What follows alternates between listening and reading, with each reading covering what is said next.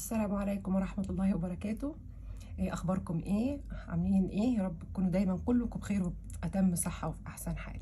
النهاردة هنعمل الشنطة اللي في اول الفيديو اللي انا حطاها، وهي عبارة عن مربع، وحدة مربع، وبنعمل حواليها زي الجراني بالظبط، وبناء عليه بنقوم عاملين الظهر جراني برضو. بس انتي حابة تعملي نفس الوحدة اللي انا عاملاها دي تاني بتكرريها، مفيش مشكلة. مش عاوزة ممكن تعملي ايه، مربع جراني ساده خالص ما فيهوش اي شغل، بحيث تعرفي الشنطة يبقى لها وش ولها ظهر، يبقى الشكلين مختلفين. فبإذن الله النهاردة هعلمك ازاي هنعمل ايه الوحدة دي كده، المربعة دي كده اللي هي دي. وانا عملتها بلونين، بحيث انت لو عايزة تعمليها بلون واحد براحتك، عايزة تعمليها لونين مفيش مشكلة. فهنشوف دلوقتي الباترون وهنشوف اتعملت ازاي واحنا مع بعض. يلا نبدأ ونقول بسم الله. قبل ما ننسى وادخل على الباترون، هقول دلوقتي الخامات الموجودة معايا إبرة 4، ومعايا لونين من الخيش اللي هو البيش طبعا المتعارف عليه، ومعايا لون كمان. فانتي على حسب سماكة الخيش اللي عندك هتستخدمي الإبرة المناسبة. أنا هنا يمشي معايا 3.5 ويمشي معايا 4. هنشوف بقى الباترون نفسه بتاع الوحدة بيقول ايه.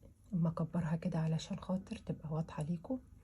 الباترون بيقول ان احنا هنعمل 4 سلاسل، وهنقفل بمنزلقة هنا، وبعدين هنطلع 3 سلاسل، وهنعمل جوه الدايرة دي 16 عمود، بما فيهم ال3 سلاسل الأولانيين قيمة العمود. تمام. هنبدأ ونمشي جزء جزء عشان ايه ما نتلخبطش ونمشي سوا. انا بالنسبة لي انا بحب اعمل ال4 سلاسل او ال5 سلاسل اذا كانوا موجودين في الباترون، انا بحب اعملهم دايرة سحرية علشان ما يبقاش باين فتحة حتى ولو صغيرة في الجزء ده كده زي ما هو موضح. هعمل دلوقتي معاكم الدايرة السحرية، وهعمل جواها 16 عمود، ونرجع مع بعض نكمل الباترون بتاعنا. يلا توكلنا على الله. بصوا يا جماعة، أول حاجة احنا هنعمل الدايرة السحرية بتاعتنا. احنا عملناها في الفيديوهات اللي فاتت كذا طريقة، فهنبتدي بقى نعمل دلوقتي الدايرة السحرية، وهنعمل جواها ايه ال16 عمود اهي. نلف كده وناخد ونعمل غرزة حشو، بحيث ايه نقفل على الحلقة اللي احنا هنعمل فيها العمدان السحرية. وهنطلع ادي ال3 سلاسل الاولانيين، وهعمل جوه الدايرة 16 عمود بلفة. ننزل البكرة دي عشان ايه، وهنا هعمل 16 عمود بلفة كده. ادي 1 2 ال3 سلاسل قيمة العمود، وادي العمود يبقى كده 2 3 4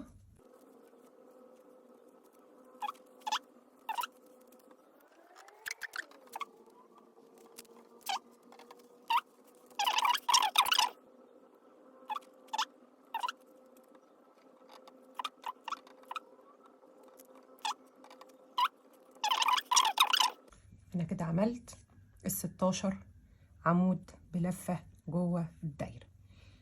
هنرفع ده شوية كده الخيط، وهنبتدي ايه نقوم ساحبين كده بالراحة ونقفل الدايرة اهي بالراحة خالص، وهي هتقوم ايه لمبة معانا كده. تمام.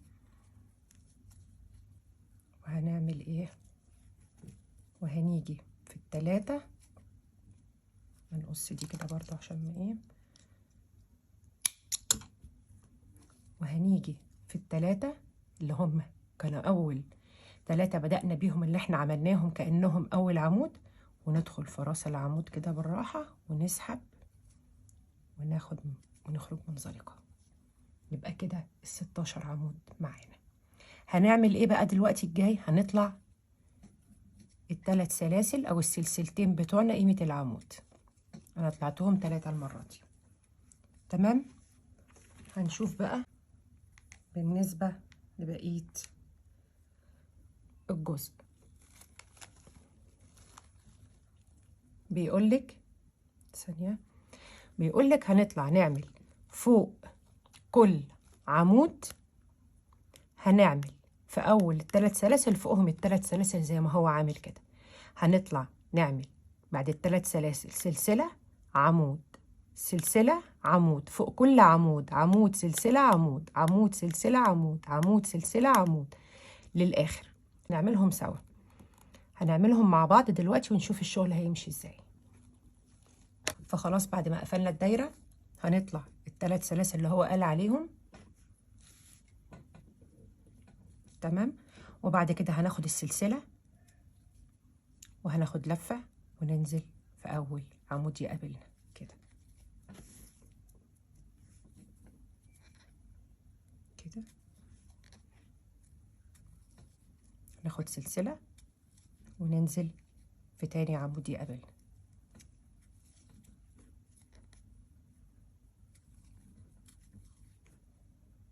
وكمان سلسلة وننزل في العمود اللي بعديها ونعمل عمود، وسلسلة كمان ونروح للعمود اللي بعدها هنا كده ونعمل عمود.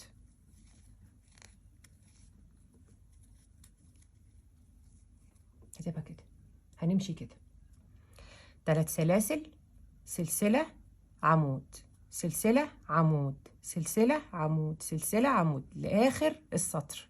هكمل وارجع لكم تاني. تمام، خلصت انا ال16 عمود، وبين كل عمود والتاني سلسلة، وناخد بالنا ان العدد اللي تحت في العمدان هو نفسه العدد اللي فوق بالظبط، لا تقلي ولا تزودي. وخدت سلسلة اهي كمان عشان انا هقفل، هاجي بقى في راس التلاتة القدامانيين واقوم عاملة منزلقة، بقت معايا كده كبرت عشان توضح. تمام، هنشوف برضو بقى الباترون السطر، نشوف الباترون في السطر الثالث بيقول لنا ايه. بيقول لنا ان احنا هنطلع برضو ال3 سلاسل اهو، 3 سلاسل نكبرها برضو. بيقول لنا هنطلع 3 سلاسل، وعلى كل سلسلة من اللي احنا عملناهم 2 عمود، 3 سلاسل وعلى كل سلسلة في الوسط بين كل عمودين هنعمل عمودين، وعلى راس العمود اللي تحت هنعمل عمود. يعني هنعمل ادي كل سلسلة عمود، وفي راس العمود هنيجي اللي بعد كده في وسط السلسلة اللي هي بين العمودين هنعمل عليها عمودين، وعلى العمدان هنعمل عمدان. يلا نكمل ونشوف هتمشي ازاي.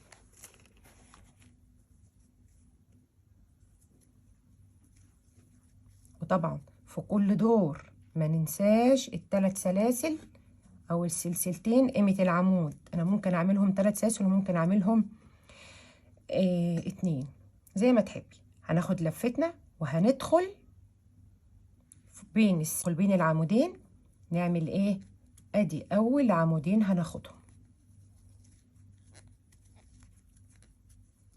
ونيجي على راس العمود ده ونعمل فوقه كمان عمود. يبقى كده معانا ايه، ادي عمود عمودين عمود. هروح للي بعد كده هنعمل عمودين اهو، هنمسك الابره كده وخلاص اريح. هنعمل كده عمودين عشان الخيط ناشف، فعشان ما يتعبش الايد. وهنا في راس العمود عمود. فهمتوا احنا مشينا ازاي؟ 3 سلاسل ارتفعنا، بينها وبين العمود اللي تحت في سلسلة عملت فيها عمودين، وعلى راس العمود عمود، وبعدين رحت للعمودين اللي جنبيها بينهم سلسلة، فوق السلسلة عمودين، وبعد كده على العمود عمود. اهي تاني او تالت كمان عشان تبقى واضحة. باخد لفتي وانزل اهو،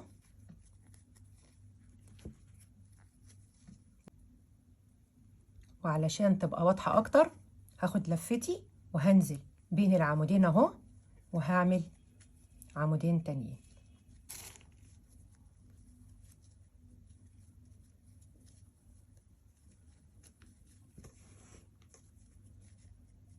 وعلى راس العمود اللي جنبيه هعمل عمود. اخد لفتي واخش في الناحية التانية واعمل عمودين كده. في العمود اللي جنبيها هاخد واعمل عمود كده.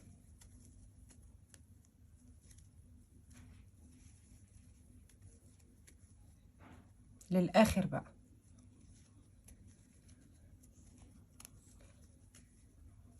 كده، تبقى كده. كل ما هنزود كل ما هي ايه هتكبر. كملها للاخر وارجع لكم. انا كده خلصتها اهي، اللي هي دي اهي، واخدين بالكم؟ تمام. لازم يطلع معاكي الصف التالت، ادي 1 2 3 48 عمود. بعد كده هنطلع الصف الرابع. بيقول لنا ايه الاول؟ هنشرحه قبل ما نشتغل. بيقول هنطلع سلسلة، وبعدين هناخد، كبر برضو الجزء ده كده عشان يبقى واضح. هنعمل سلسلة، هنقفل بالمنزلقة هنا، وبعد كده هنطلع سلسلة وهنعمل ايه؟ 1 2 3 4 5، 5 سلاسل. وهنفوت من تحت كام حاجة بقى؟ هنفوت ادي عمود 2 وهنخش في التالت. وبعد كده من العمود التالت هطلع اعمل سلسلتين وافوت عمودين واروح للتالت اللي هو الرئيسي اللي في راس العمود اللي تحت. وهكذا هطلع اعمل هطلع اعمل حشو، وبعد كده اخد ادي ال3 سلاسل وانزل في راس العمود اعمل حشو. هنشوفها دلوقتي واحنا بنشتغل علشان توضح اكتر. اهي هنكمل. هاخد السلسلة اللي هو قال عليها، وبعد كده هعمل 5 عمدان، قصدي سوري، هاخد السلسلة اللي هو وهعمل بعد كده ال5 سلاسل اللي هو قال عليهم. في كل كورنر هنعمل ال5 سلاسل دول، لان هم دول اللي هيعملوا لنا المربع. فهناخد ادي 1 2 3 4 5، وقال هنسيب من تحت كام عمود؟ هنسيب العمودين اللي هم دولي، ادي 1 2، وهروح للتالت اللي هو تحت العمود الرئيسي وهدخل فيه واعمل حشو بقى كده. هروح تاني اعمل سلسلتين واسيب العمودين اللي في الوسط اللي هم على السلسله التحتانيه ماليش دعوه بيهم، وانزل في راس العمود اخد واعمل حشو. قلنا ليه كده؟ قلنا ال5 سلاسل دول ليك اكبر علشان دول اللي هيبقوا زوايا المربع اللي هنشتغل عليهم بعد كده. وبعد كده هنمشي شويه كمان، وقال لي هتعملي في الباترون كمان 3 سلاسل، وهتسيبي من تحت نفس الاتنين اللي انت بتسيبيهم، وهتدخلي هنا كده وتاخدي حشو. تمام. وفي اللي بعديها هعمل سلسلتين واسيب العمودين اللي في الوسط تحت برضو واعمل حشو. هو عايز يوضح لي ان انا هعمل في الكورنر الاولاني 5 سلاسل، اللي بعديها سلسلتين، اللي في الوسط 3 سلاسل، اللي هنا في الاخر هنا كده سلسلتين، عشان يعرف يعمل الكيرف بتاع ايه الوحدات اللي هتدينا في الاخر الشكل المربع. هنرجع نعيد تاني المجموعة اللي احنا عملناها دي. هنعمل 5 سلاسل، سلسلتين، 3 سلاسل، سلسلتين كده اهي. ادي 5، 1 2 3 4، ادي ال5. وهنسيب من تحت كام؟ هنسيب من تحت العمودين دول وندخل في التالت بالراحة كده. هنعمل ادي سلسلتين ونروح نسيب الاتنين اللي تحت دول ونعمل في التالت اللي هو العمود الرئيسي اللي تحتيه عمود على طول. انا ان شاء الله لما اخلص الشنطه باذن الله ونخلصها مع بعض هتلاقيني سايبالك الباترونات بتاعت الشنطه، والشنطه في الجروب او على البيج بتاع القناه. هتلاقي فيها كل حاجه اللي انت محتاجاها بالنسبه للشنطه دي، ولو احتجتوا اي حاجه انا معاكم. فكده احنا عملنا ال5. الكورنر التاني اهو، بحيث شفتوا اخدتوا بالكم هتبتدي تظهر اهي. ادي كورنر وادي التاني. هنعمل سلسلتين وبعد كده هنعمل اللي في الوسط 3 سلاسل، ادي 1 2 ادي 3، وهسيب من تحت كام؟ ادي عمود 2 اللي هم طالعين على السلاسل، وهدخل اهو واقوم عامله حشو. تمام، واقوم راجعه تاني واخده ادي سلسلتين، واقوم سايبه من تحت العمودين اللي في الوسط، واقوم عامله حشو. هو عاوز يوضح لنا ان بين كل مجموعه من الاربع اركان اللي هيبقوا موجودين هيبقى فيه سلسلتين حشو، 3 سلاسل حشو، سلسلتين حشو، ويرجع تاني يعمل الخمسه. فطبعا هنمشي بالترتيب ده لغايه ما نوصل لغايه هنا كده. خلص وارجع لكم عشان مدة الفيديو ما تطولش عليكم. السلاسل لفتها حوالين الدايره اللي انا عملتها وخلصتها، وهاجي لازم يكون معاكي عشان شغلك يطلع مظبوط اخر حاجه خالص لازم اللي هي السلسلتين الاخرانيين، وهنقوم عاملينهم بمنزلقه فين؟ في الغرزه التحتانيه اللي احنا عملناها الاول سلسله، اللي كان طالع فوقها ال5 سلاسل دول لو تفتكروا. فهنشد كده شويه عشان اوضح لكم حاجه. بصوا الكورنر اترسم ازاي؟ ده اللي انا عايزاه يبقى مظبوط كده، بحيث احنا هنعمل وحده مربعه، فعايزه الكورنر بتاعها يكون مظبوط كده. هو عامل لك ال5 دول كده 5 سلاسل في كل جنب عشان الكورنر يطلع مظبوط كده. يلا نكمل نشوف قال ايه تاني الباترون بقى بيقول في الصف، هما كام دلوقتي؟ ادي 1 2 3 4، في الصف الخامس بيقول لك ايه بقى؟ بيقول لك في ال5 سلاسل اللي انت عملتيهم دول اللي هم اول كورنر، هتعملي 3 سلاسل بقيمه العمود، وهتطلعي جنبيه 1 2 3 4. يعني اول حاجه هنعمل 5 عمدان، 1 2 3 4 5، وبينهم كام سلسله؟ 3، وارجع الناحيه التانيه من السلسله اعمل برضو 5 عمدان، 1 2 3 4 5. تمام، واقوم جايه في السلسلتين اللي هم جنب ال5 دول، واقوم نازله حشو.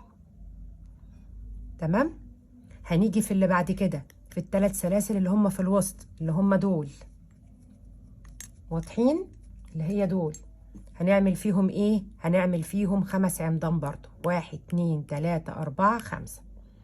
وفي اللي جنبها اللي هي الاتنين الاخرانيين اللي هم قبل ال5 قبل الكورنر التاني هنعمل حشو وهنكرر.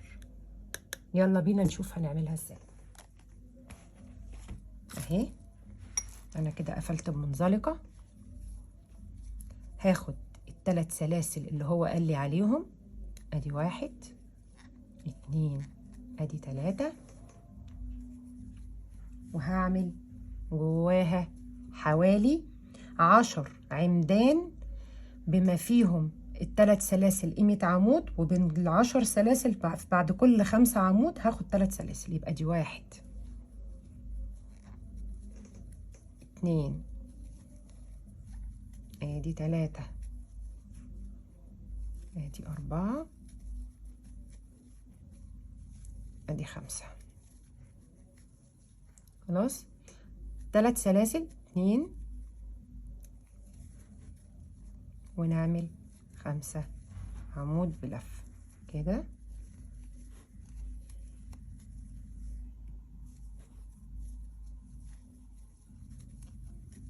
تلاتة 4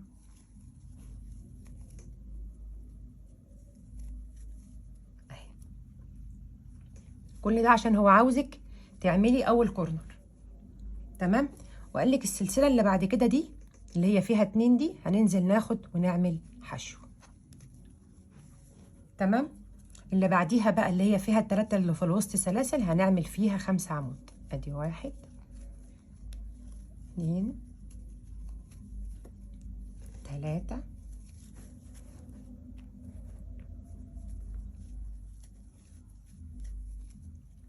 4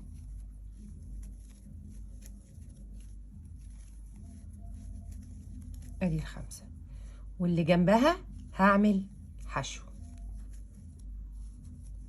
تمام، هنكرر عشان الكورنر التاني 10 عمود بينهم 3 سلاسل، بين كل 5 كل 5 فيهم بينهم 3 سلاسل. يبقى ادي 1 2 3 4 5 1 2 3 سلسلة، ونعمل ادي 1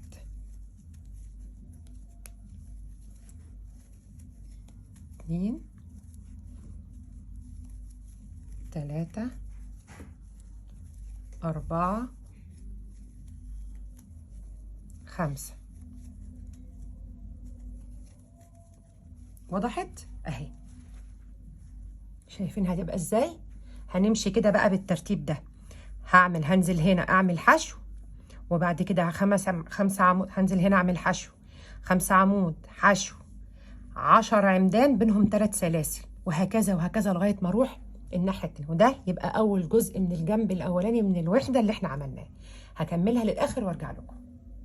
ادي المربع، ودي الوحده ابتدت تبان اهي وتظهر.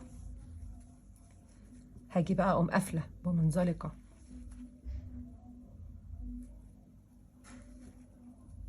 في ال3 سلاسل اللي احنا عملناهم. هتبقى كده، لما اكبر دي كده اهي. وضحت؟ هي وحده حلوه قوي على فكره، ممكن تتعمل مفرش تبقى روعه. انا بحب الوحده دي جدا، وسهله وبسيطه وبتتعمل اي حاجه.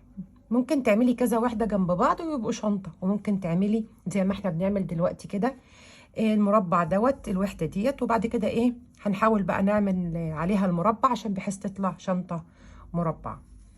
الدور اللي بعد كده بيقول لنا ايه برضو؟ اما نشوف.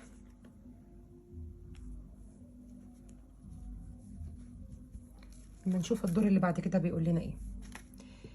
بيقول لنا بقى علشان نطلع نعمل الوحده المربعه بتاعتها هنعمل ايه. هنطلع نمشي جوه اول وحده تقابلنا اول كورنر. يعني احنا المفروض قافلين هنا كده خلاص. هنحاول احنا نتخطى دي ودي ودي ودي، هوريكم ازاي دلوقتي. هنمشي جواهم لغايه ما نروح لهنا كده، ونعمل كام سلسله. ادي 1 2 3 4، ونعمل 4 سلاسل. ادي 1 2 3 4، وننزل حشو. وبعد كده هنطلع من الحشو نعمل ايه. ادي 1 2 3 4 5، وننزل عمود بلفه فين؟ في الحشوه اللي هي فيها السلسلتين. هو المفروض ممكن نعمل عمود بلفتين، بس عشان تبقى يعني بالنسبه ان احنا شغالين بخيط خيش، فهيبقى يعني ماسك نفسه شويه وتخين، فهو ايه، خليها احسن عمود. وهننزل هنا ونعمل عمود بلفه، وبعد كده نطلع من العمود نعمل 3 سلاسل، وننزل هنا في الوسط بين ال5 عمدان اللي احنا عملناهم في الاول بحشو. طبعا الشرح كده احنا بنعمل في الشغل، هتفهمي كل حاجه فما تقلقيش. اهو كده قالك انا عايزك توصلي لغايه هنا كده. الباترون اللي بيقول ان هو عايز نوصل للكورنر ده. اعمل ايه؟ هقوم طبعا انا قفلت بمنزلقتي هنا، هاخد سلسلتي كاني بربط المكان ده، وهمشي جوه ال5 عمدان 5 منزلقات كده، بدل ما اقطع، بدل ما تقعدي تقطعي وتوصلي. فاهماني؟ انا ممكن سهل عليا اقطع قوي، بس انا اقطع ليه؟ اهي امشي فيهم كده، ولو حابه تقطعي برضو براحتك، لكن انا بصراحه ما بحب، دام انا شغاله والامر سهل ما بحبش اقطع. اهي بقيت فين؟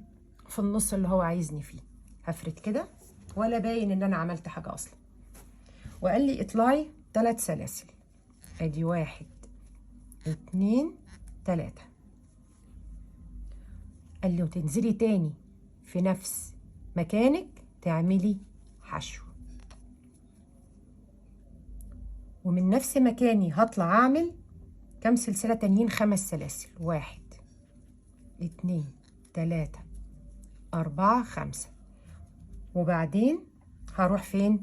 للحشوة اللي هي بينهم وبين بعض. قال لي هتاخدي فيهم حشوة كمان، لا سوري، قال لي هتروحي على الحشوة اللي في الوسط اللي بين الكورنر ده والمجموعة اللي جنبيه اللي هم 5 عمدان.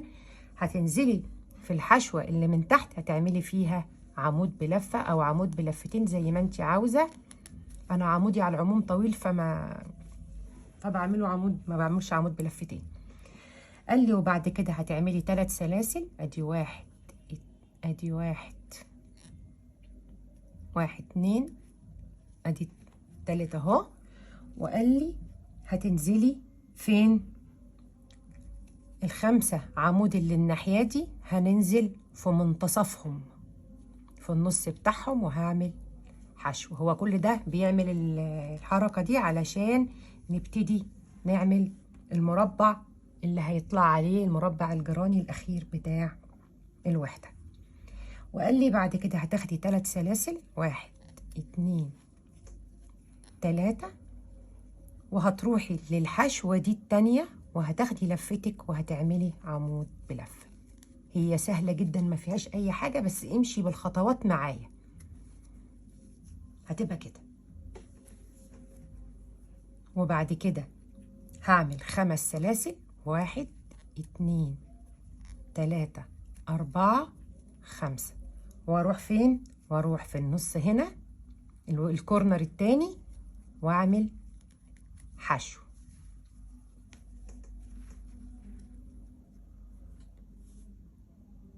تمام كده. هنرجع بقى نكرر ده كله تاني. هطلع ال3 سلاسل اهم وانزل في مكاني تاني في الكورنر. خلاص. واطلع اخد 5 سلاسل، 1 2 3 4 5. انا بكررها تاني عشان ايه تاخدي بالك معايا. هيبقى هنا في حشو بين اخر ال5 بتوع ال10 عمود وال5 العمود اللي بعدهم، فيهم بينهم وبين وسط ايه حشو. هاخد لفة عمود وانزل في وسطهم كده فوق الحشوة دي واعمل عمود بلفة. تمام. وبعد كده هعمل ادي 3 سلسلة، 1 2، ادي 3، واروح فين؟ مظبوط على العمود اللي في النص اللي بيقسم عمودين هنا وعمودين هنا اللي هم اصلهم 5 عمود، وانزل اخد حشو ونطلع نعمل كمان 3 سلاسل واخد لفة واقوم نازلة تاني هنا عاملة العمود. تمام. وبعد كده اعمل ال5 سلاسل بتوع 2 3 4 5، واروح فين؟ اروح على المنتصف هنا بتاع الكورنر التالت اعمل فيه نفس اللي انا عملته في اللي قبل كده اللي هو ال3 سلاسل، 1 2 3، وانزل مكانها واخد حشوتي واكرر. فهمتوا ازاي؟ فهمتوا هتمشي ازاي؟ هيبقى اطلع من هنا اخد 3 سلاسل وانزل في مكان تاني في الكورنر، وبعد كده امشي 5 سلاسل، 5 سلاسل، وانزل في المنتصف اعمل عمود بلفه، واطلع من العمود اقوم عامله 3 سلاسل ونازله حشو في منتصف ال5 عمدان في العمود اللي هو في النص بينهم، بحيث يقسم لي 2 عمود يمين و2 عمود شمال ما بشتغلش فيهم. اطلع تاني اعمل 3 عمدان وانزل واعمل عمود بلفه، وهكذا بقى. اكملها بقى لاخر السطر واجيلكم. خلصتها كده، وصلت بقى للكورنر الاولاني خالص اللي انا كنت بادئه منه. هعمل فيه اخر 5 سلاسل، 2 3 4 5، واروح فين؟ واروح عند الكورنر ده اهو، واقوم ماسكه اول سلسله اللي انا كنت عاملاها وقافلاها وداخله فيها وعامله منزلقه. بقت كده وضحت. نكمل بقيه الباترون نشوف بيقول ايه تاني. عايز بقى الدور اللي بعد كده هنطلع نعمل، عايز بقى يوسع بقى ايه الوحدة، هنطلع بعد كده هنعمل 3 سلاسل من نفس الكورنر اللي احنا فيه ده. هنطلع نعمل 3 سلاسل قيمة عمود، ونعمل 1 2 يعني 6 عمود بينهم سلسلتين في أول كورنر صغير من فوق. وبعد كده هنمشي فوق العمدان دي، قصدي بعد كده هنمشي فوق السلاسل دي 5 عمدان اللي هما دول، هنعمل فوقهم 5 عمدان. وبعد كده هنمشي فوق ال3 دول هنعمل 3 عمدان، وفوق ال3 دول نعمل 3 عمدان، وبعد كده نرجع نعيد تاني ونعمل 5 عمدان، وهكذا وهكذا عشان ايه هي توسع. هيبان في الشغل دلوقتي واحنا شغالين مع بعض. قال لي ادخلي هنا في اول الوحده الصغيره اللي انت عملتيها كده، واطلعي لي اعملي لي فيهم كام عمود؟ 6. ادي اول 3 سلاسل بقيمه عمود، وبعد كده ادي 2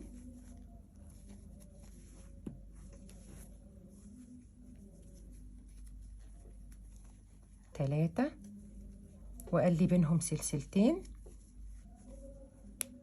واعملي كمان 3.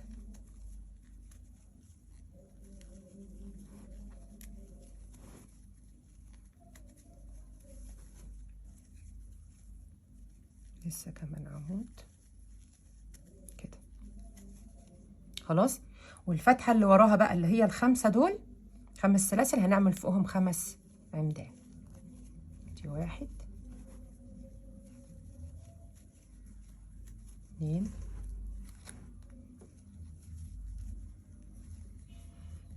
3 4 ادي 5. وقال لي بعد كده هتنزلي الناحية التانية، هتروحي الناحية اللي بعد كده. لحظة. قال لي الناحية اللي بعد كده دي اللي هي التالتة دي هنعمل فيها 3 عمدان، يعني بما معناه اللي فوقها 3 سلاسل هتعملي 3 عمدان، واللي فوقها 5 سلاسل، اللي تحتها قصدي 5 سلاسل هتعملي ايه؟ يعني الملخص اللي هو عاوز يوصله الباترون ان كل 5 سلاسل هنعمل فوقهم 5 عمدان، كل 3 سلاسل هنعمل 3 عمدان، يبقى فوق كل 3 سلاسل هتعملي 3 عمدان، فوق كل 5 سلاسل هتعملي ايه؟ 5 عمدان. هو كل ده عشان ايه؟ يكبر الوحدة معانا وتطلع بشكل ايه برضو؟ مربع. وادي ال5 التانيين اهم. 1 2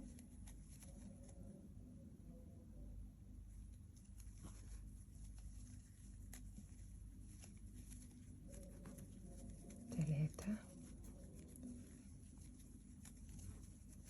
4 5. تمام. هنوصل برضو للكورنر التاني اللي هو موديني له، وهاخد اعمل فيه 6 عمود عشان ده التوسيعة، بينهم بينهم سلسلتين. ادي 3 عمود اهو،